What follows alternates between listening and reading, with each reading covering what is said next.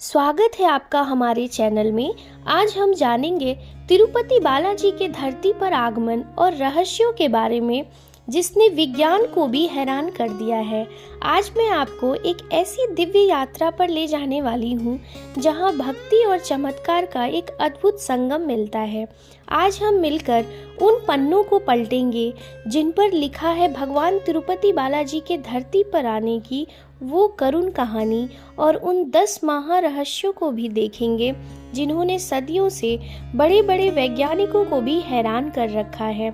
आखिर क्यों एक भगवान को खुद कर्ज लेना पड़ा, और क्या वाकई वहाँ की मूर्ति सांस लेती है? आज इस वीडियो में हम बालाजी के जीवन से जुड़े हर उस सच को महसूस करेंगे जिसे सुनकर आपके रोंगटे खड़े हो जाएंगे। कहानी शुरू होती है ऋषि भृगु से। एक बार ऋषि मुनि इस बात पर चर्चा कर रहे थे कि त्रिदेव ब्रह्मा, विष्णु और महेश में से सबसे शांत और सहनशील कौन है। इसका पता लगाने का काम भृगु ऋषि को दिया गया। भृगु ऋषि पहले ब्रह्मा जी और शिव जी के पास गए, लेकिन उन्हें संतुष्टि नहीं मिली। जब वो बैकुंठ पहुंचे तो भगवान विष्णु गहरी नींद में सोए थे और माता लक्ष्मी उनके चरण दबा रही थी।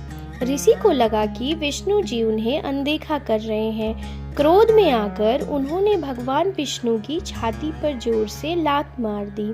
लेकिन दोस्तों, यहाँ चमत्कार हुआ। विष्णु जी गुस्सा होने के बजाय उठे और उन्होंने ऋषि के पैर पकड़ लिए और पूछने लगे, हे ऋषि, आपके कोमल पैरों में कहीं चोट तो नहीं लगी? यह देखकर भृगु ऋषि का गर्व चूर चूर हो गया। लेकिन असली विवाद यहाँ से ही शुरू हुआ दोस्तों। जिस छाती पर भृगु ऋषि ने लात मारी थी वहाँ माँ लक्ष्मी का निवास था।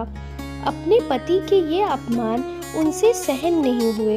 वो इतनी नाराज हुई कि उन्होंने वैकुंठ ही छोड़ दिया और धरती पर कोल्हापुर में आकर तपस्या करने लगी। वैकुंठ सूना हो गया। भगवान विष्णु माता लक्ष्मी के बिना विकल हो गए। वो उन्हें ढूंढने लगे और श्रीनिवासा का रूप धरकर धरती पर आए। वो तिरुमला की पहाड़ियों पर एक बाम्बी के अंदर छिपकर बैठ गए और तपस्या करने लगे। तब उन्हें भूख लगी तो ब्रह्मा और शिव जी ने उनकी मदद करने का फैसला लिया। ब्रह्मा जी ने एक गाय का रूप धरा और शिव जी ने एक बछड़े का। चोला राजा के दरबार में गाय और बछड़े को भेज दिया गया।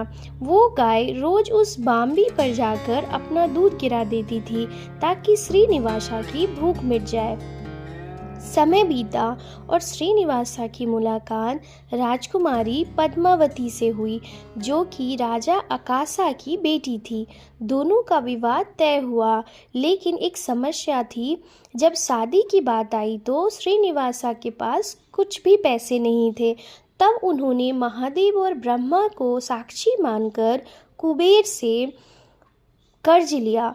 कर्ज का सौदा ये था कि जब तक कलयुग खत्म नहीं होता तब तक श्रीनिवासा इसका ब्याज चुकाते रहेंगे। यही वजह है कि आज भी भक्त वहाँ जो दान देते हैं वो उस कर्ज का ब्याज माना जाता है।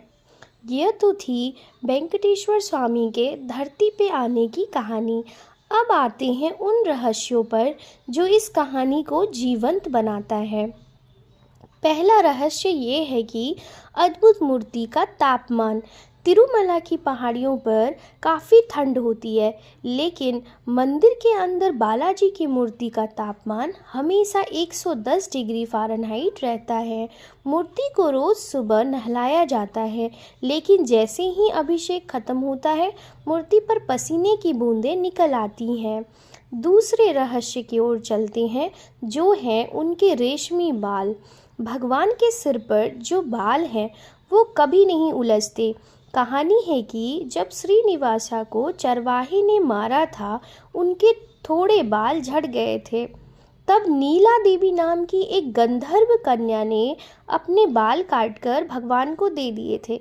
भगवान ने वादा किया कि जो भी यहाँ बाल दान करेगा उनकी मनोकामना पूरी होगी। तीसरा रहस्य है समुद्र की आवाज़।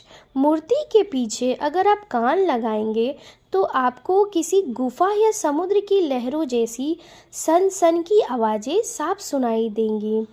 चौथा रहस्य है गायब होने वाला कपूर, जिसे हम पचाई कपूरम भी कहते हैं।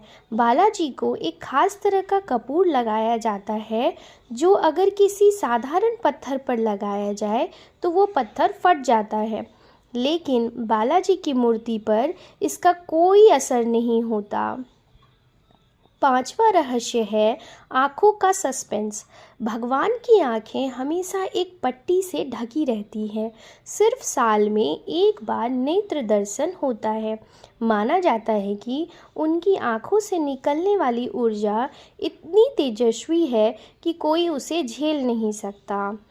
उनका छठा रहस्य यह है कि मूर्ति की स्थिति यानी कि पोजीशन। देखने में ऐसा लगता है कि मूर्ति मंदिर के बीचों बीच है, लेकिन मंदिर के बाहर से देखने पर यह पता चलता है कि मूर्ति मंदिर के दाएं कोण में स्थापित है। सातवां रहस्य जिंदा चोटी की है। मूर्ति के पीछे एक चोटी है और कहते हैं कि वो समय के साथ बढ़ती रहती है। आठवां रहस्य है बैकुंठ द्वार का। मंदिर के अंदर एक रास्ता है जिसे बैकुंठ द्वार कहते हैं। कहा जाता है कि ये रास्ता सीधा दूसरी दुनिया में जाता है, लेकिन यह भक्तों के लिए बंद रहता है। नौवां हमारा रहस्य है अनोखी रसोई। बालाजी का जो प्रसाद लड्डू एक ऐसी रसोई में बनता है जहाँ पिछले कई 100 सालों से आग नहीं बुझी है। वहाँ का रहस्य सिर्फ मुखिया पुजारी ही जानते हैं। 10वां रहस्य है मूर्ति का असली रूप। किसी बार अभिषेक के वक्त पुजारियों ने महसूस किया है कि मूर्ति पत्थर की नहीं बल्कि कोमल शरीर जैसी लगती है, जैसे कि किसी आम मनुष्य की शरीर हो। तो दोस्तों, तिरुपति बालाजी की ये कहानी हमें ये सिखाती है कि भगवान भी प्रेम और वचन के लिए कर्ज उठा सकते हैं। वो आज भी वहाँ खड़े हैं सिर्फ अपने भक्तों के लिए। जब तक धरती पर एक भी भक्त उन्हें याद करेगा, वो उस पहाड़ी पर विराजमान रहेंगे। तो क्या आपने कभी तिरुपति के उन पहाड़ियों पर गोविंदा गोविंदा का नारा लगाया है? अगर हाँ, तो कमेंट में अपनी हाजिरी ज़रूर लगाएं। और अगर आपको लगता है कि ये जानकारी किसी और के काम आ सकती है, तो मेरे इस वीडियो को ज़्यादा से ज़्यादा शेयर करें। मिलते हैं अगले वीडियो में एक नई रहस्यमयी कहानी के साथ। तब तक के लिए जय गोविंदा।